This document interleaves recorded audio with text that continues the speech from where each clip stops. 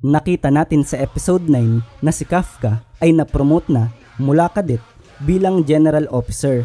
Ganap na siyang member ng Defense Force. At sa pagtatapos nga ng episode na ito, nakita natin na inatake ang base nila ng mga Wyvern type kaiju at ang bawat isa sa mga ito ay nagtataglay ng fortitude level 6.4 na pinamumunuan pa ng isang napakalakas na Daikaiju. Simulan na agad natin ang episode 10. Tinanong ng kaiju na ito kung sino ang pinakamalakas sa kanila. Sumagot naman si Vice Captain Hoshina na dahil wala ang captain, siya na ang hinahanap niya. Natutuwa ito dahil nakita na niya ang kanyang target. May napansing kakaiba ang Vice Captain. Mabuti na lang at naiwasan niya ito sa tamang oras. Nag-report si Okonogi na ang Honju na ito ay may fortitude level 8.3. Agad na inutusan ng Vice Captain si Ikaruga na siya na ang bahala sa mga Yoju at siya naman mag-isa ang lalaban sa Honju na ito. Pero dahil dito, napwestuhan siya ng kalaban nilang Honju. Nawasak ang paligid sa lakas ng suntok nito. Wika ng Vice Captain na kailangan niyang patayin ito nang siya lang mag-isa. Natutuwa naman ang Honju na kung ganun ay simulan na nila ang extermination.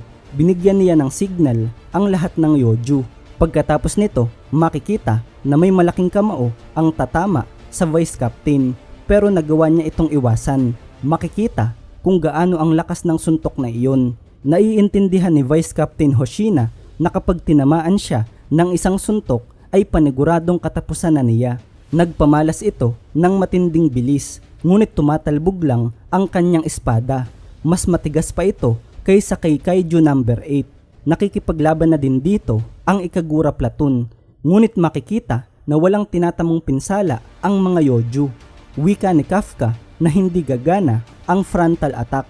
Kailangan nilang atakihin ang mga ito mula sa likuran. Makapal ang shell ng mga Wyvern sa harap, ngunit ang likod nila ay manipis lang at maaaring nandoon lang din malapit ang kanilang core.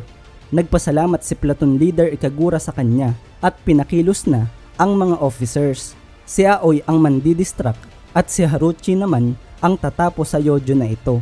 Kaya na mag-release ni Haruchi ng 36% combat power. Tatapusin na sana niya ito nang biglang may isa pang Yoju ang aatake sa kanya.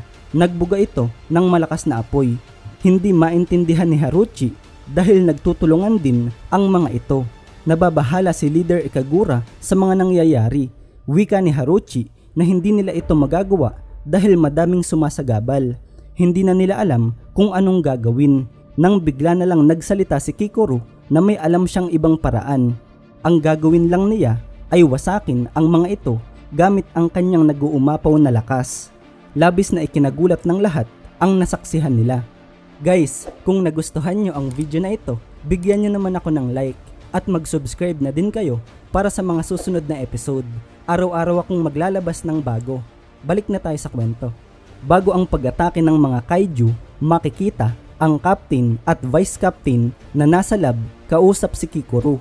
Binigyan pala nila siya ng custom weapon dahil sa abnormal na paglabas ng mga kaiju at siya naman ang pangatlo sa pinakamalakas sa kanilang base na pag-isipan nila na isali na siya sa kanilang main force. Kaya simula ngayon, siya na ang third major pagkatapos ng vice captain at captain. Subalit ang armas na ito ay isa pa lamang prototype pero mabibigyan na siya nito ng magandang laban.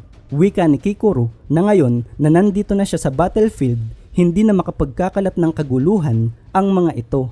Nagpatuloy sa pag-atake si Kikoru. Sinabi sa kanya ng vice captain na ang armas na ito ay gawa sa Honju na pinatay nila 2 taon na ang nakalilipas. Tinuruan din siya nito kung paano gamitin ang kanyang armas. Kapag pinindot niya ang trigger, maglalabas ito ng shockwave sa likod ng palakol na magtutulak para bumilis ang pagbaba nito. At makikita kung paano nakatulong ang shockwave sa hampas ni Kikoru. Ito ang technique number 1, parang minartilyo ang Yoju na ito. At may number 2 attack pa ito, ang frontal shockwave. Maglalabas ito ng shockwave bago tumama ang armas niya sa kanyang kalaban. Nadudurog sa shell nito. Natutuwa si Ichikawa na bagay ang armas na ito kay Kikoru dahil sa agresibo niyang style. Nagpatuloy pa si Kikoru. nang bigla na lang may kaiju na aatake mula sa itaas. Ngunit bigla na lang nagyelo ang pakpak nito at bumagsak. Si Ichikawa pala ang may gawa noon. Wika nito na walang lilipad sa kanila habang siya ay nandito.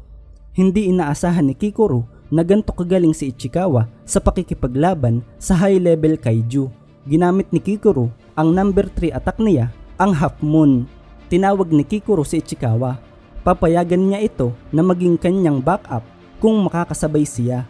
Payag naman dito si Ichikawa. Nag-utos si Platoon Leader Ikaruga na ang Shinomiya Squad ay kunin ang atensyon ng ibang kaiju para mapaghiwalay ang kanilang puwersa at maatake ang mga ito mula sa likuran. Natutuwa si Vice Captain Hoshina na maaasahan si Kikoru, kaya ang kailangan na lang niya isipin ang totoong problema, ang leader ng mga Wyvern. Ang kaiju na ito ay nagpapamalas ng pambihirang lakas at walang nagiging epekto ang mga atake niya. Pero ang mas nakakabahala dito, ang bagay na ito ay nasisiyahan sa pakikipaglaban. Pinabuksan ng Vice Captain kay Okonogi ang Gate 3, pero bago pa tuluyang magbukas ang gate ay winasak ito ng kaiju. Nagagalit si Vice Captain Hoshina na hindi na pala kailangan buksan ang gate kung kaya naman niya ito wasakin.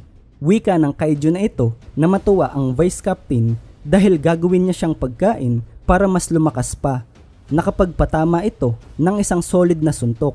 Makikita kung gaano ito kalakas. Nababahala si Okonogi sa kalagayan ng Vice Captain.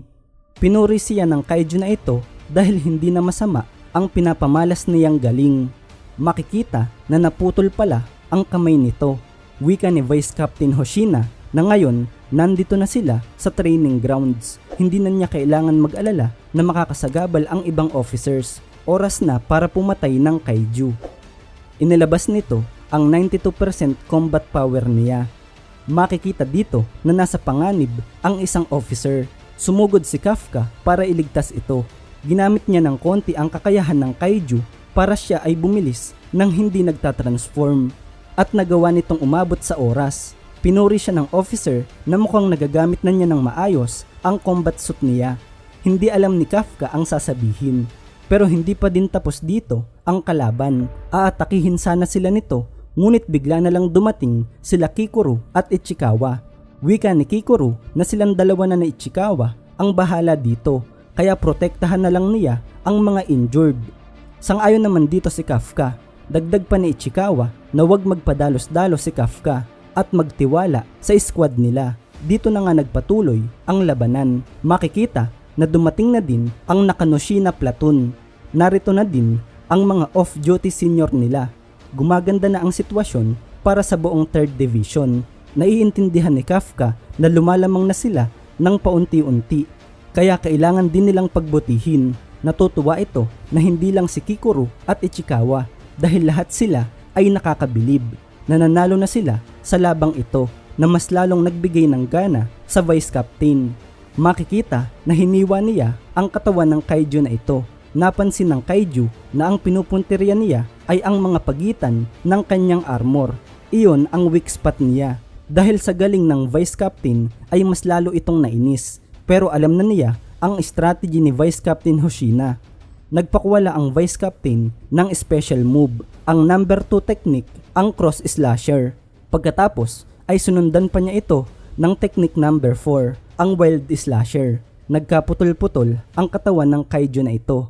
Naisahan ng Vice Captain ang leader ng mga kaiju dahil kaya naman talaga niya ito hiwain, pero pinuntirya lang niya ang mga pagitan sa armor para ganon ang isipin ng kalaban. Nagpatuloy dito ang labanan at makikita natin na lumalamang na ang Vice Captain. Ngayon, hinahanap na lang niya dito kung nasaan nakalagay ang kanyang core. Ginamit na din niya dito ang number 6 technique, ang 8-fold slasher. Natutuwa sila Okonogi dahil nanalo na ang Vice Captain, pero wika nito na hindi pa ito tapos. Bigla na lang nagkabukol-bukol ang katawan ng kaiju na ito na tila ba sasabog siya. At dito na nagtatapos ang episode 10 ng Kaiju number 8. Don't forget to like and subscribe guys kung nagustuhan nyo ang video na ito. Panoorin nyo na din ang episode 11, nasa channel na natin iyon. Ingat guys!